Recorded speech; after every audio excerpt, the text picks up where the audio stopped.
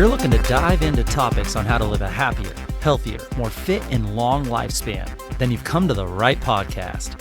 Livin the Dream with me, Coach Damian Evans. Together, we will explore the topics on all things health, fitness, and wellness. Together, we will be lifelong learners on this journey to living the ultimate dream.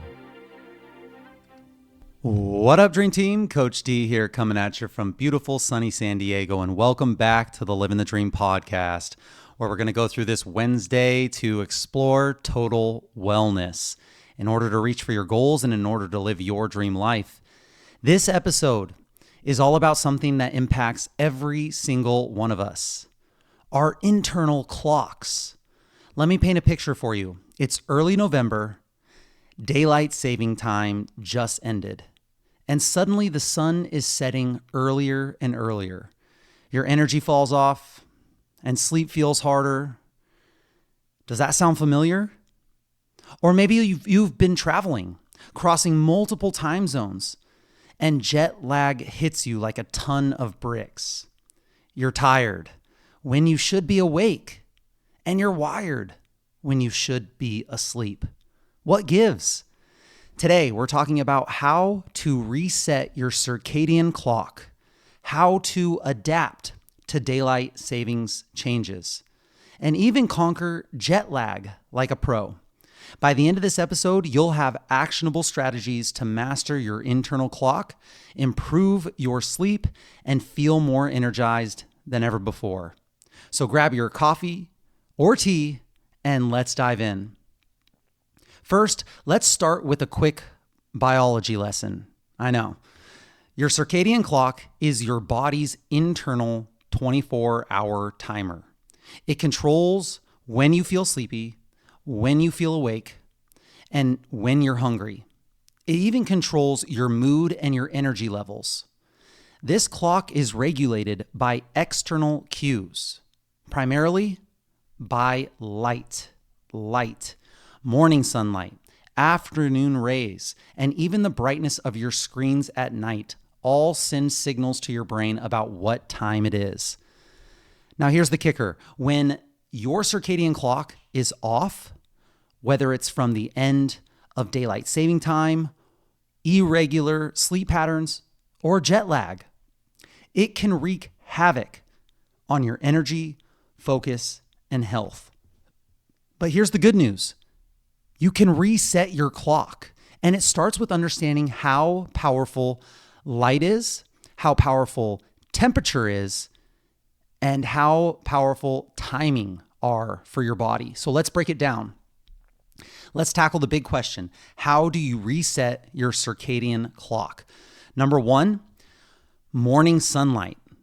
This is one of the biggest things that Andrew Huberman talks about, the ultimate reset button.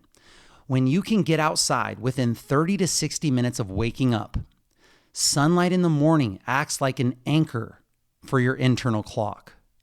On sunny days, it could take maybe 10 to 15 minutes, and that would be enough. On cloudy days, you might have to aim for 20 minutes or more. But anything is better than nothing. If it's 3 minutes while you're outside brushing your teeth, whatever it is, get morning sunlight.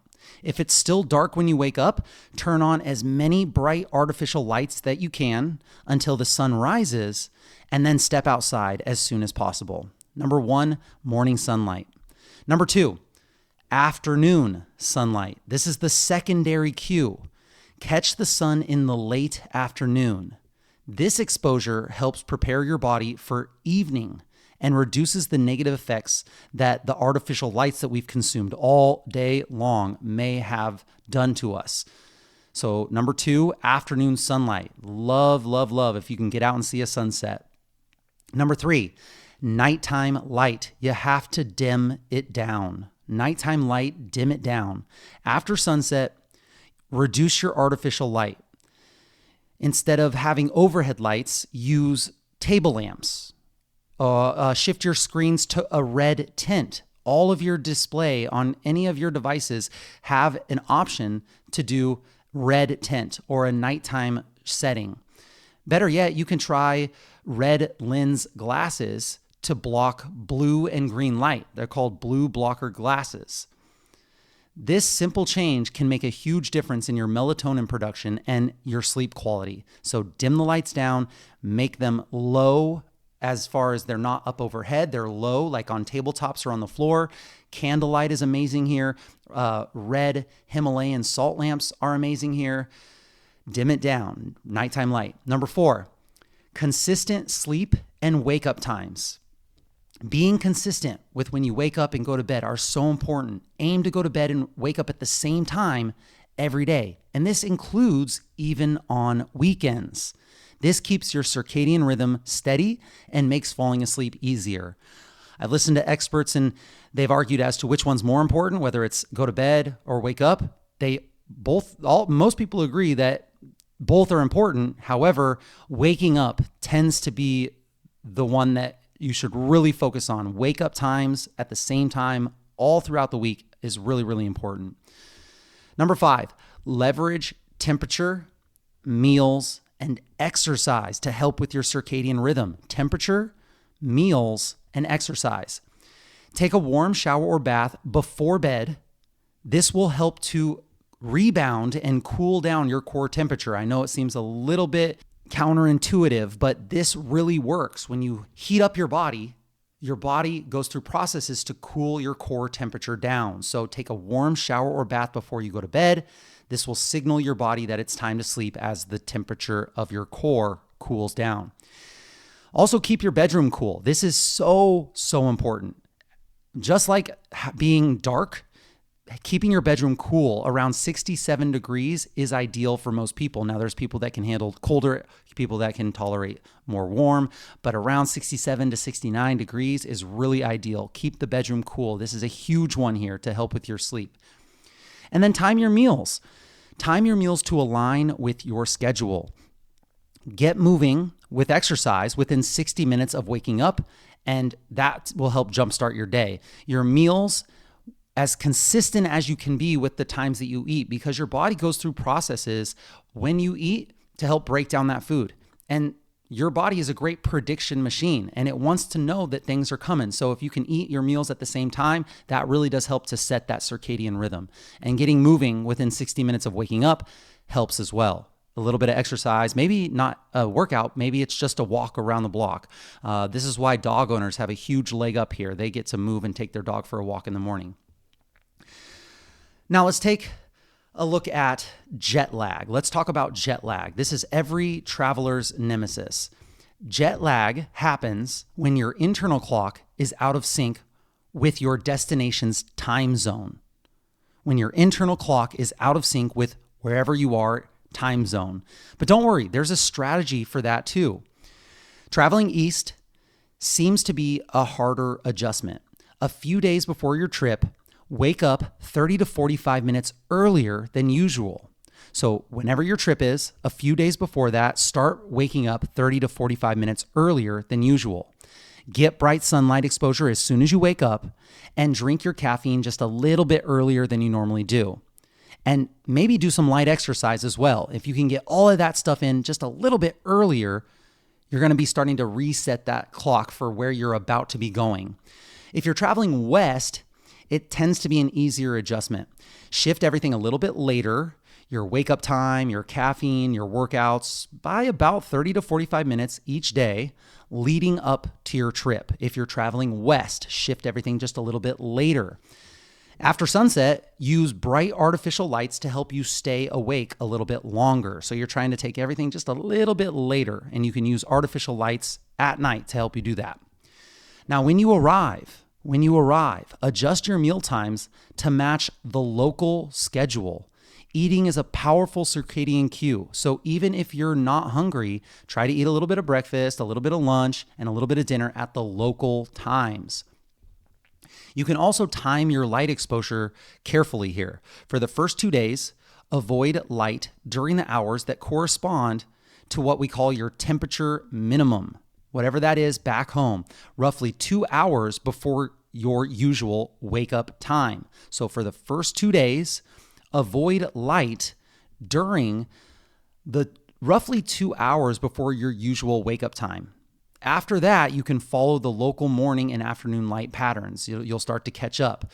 That one's a little bit more in depth, a little bit more splitting hairs. Andrew Huberman talks about it all the time. He has a really, really great podcast on temperature minimum. If you want to check that out, let me know and I can send you the episode.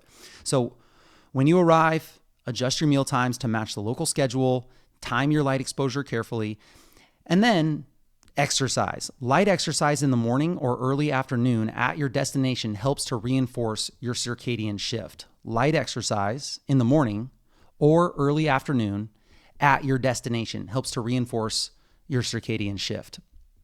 All right, let's go through an action plan. Number 1, in order to set your circadian clock, get morning sunlight. Start the day with 10 to 15 minutes of sunlight exposure, no matter where you are. Number 2, dim the lights at night. This is a huge one. You could use blue blocker glasses if you want to. You can dim ambient lighting around the house to help your body wind down naturally. Know that your screens, your devices, they also do give you blue light. However, the more I study this, the more I think that the actual content on the screens is more impactful than the actual color of the screen. But you can also turn your colors down on your TV. You can turn the brightness down on your TV just by going into the settings. So that helps as well. But whatever you do, you're trying to dim everything down after the sun has gone down. Number 3, align meals with your goals. So whether adjusting to daylight savings time or adjusting to jet lag, eat according to the local or new schedule to reset your clock a little bit faster. Number 4, use exercise wisely. Move your body in the morning or the early afternoon to help your clock sync up. And then number 5, as with everything, consistency is key. So stick to a regular sleep schedule as much as possible, waking up at the same time. It's the backbone of your circadian health. So whether you're adjusting to daylight savings time or you're beating jet lag, mastering your circadian clock is one of the most powerful things you can do for your health. And that's it, my friends. Thank you so much for joining me on this Wellness Wednesday episode of the Livin the Dream podcast. Please share the knowledge that you gain with your friends and family and hold each other accountable. If this episode inspired you, share it with a friend who could benefit from this content. Don't forget to subscribe on whatever platform you're listening to this on, and please help me grow this podcast by leaving a review, telling others how this podcast has helped you be happier, healthier, and live longer. And comment on this episode. You can now comment on Spotify or YouTube, letting me know how you're sleeping or dealing with jet lag. Tag me at livingthedream_podcast or at coachdamian_SD and let us know how this episode benefited you. Let us know what we missed. Let us know what we got wrong. We want to know. Message us if you have any suggestions or tips that would help your Livin the Dream team that we can discuss on future episodes. I will be right here with you working on making us stronger, happier, and healthier humans. Until next time, friends, keep living the dream.